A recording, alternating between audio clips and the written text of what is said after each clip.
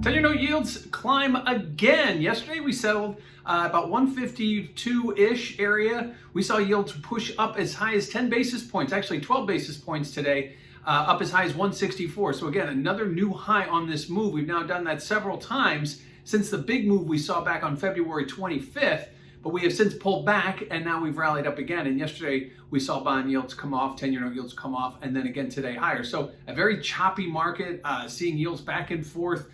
We did have some auctions this week. 120 billion was issued in 3, 10, and 30 note yields, was received well, not great, but well by the market. And that would have probably seen yields come off historically, but no, we didn't. We saw them come off briefly yesterday, and then today we're higher going into the weekend. So 10-year note yields again pushing higher, exceeding the recent highs we've seen earlier in this month, and then back on February 25th.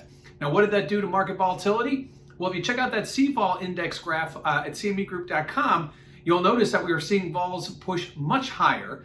Certainly not as high as we saw back on February 25th, but I think at this point, yields remain very directional volatility remains very directional to yield. So as yields go up, volatility does as well, especially now that we are in no man's land on the upside in yields.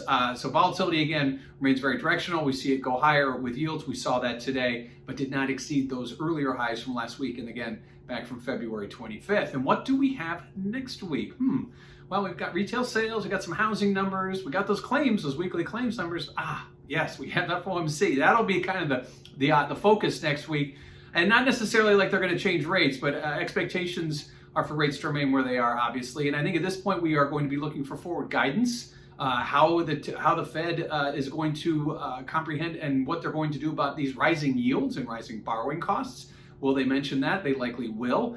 Also, got to keep an eye on when they may look to shift rates. They may give an idea. The Fed wants to be very transparent. They said that from the very beginning, going back to last March when they cut rates down to 0.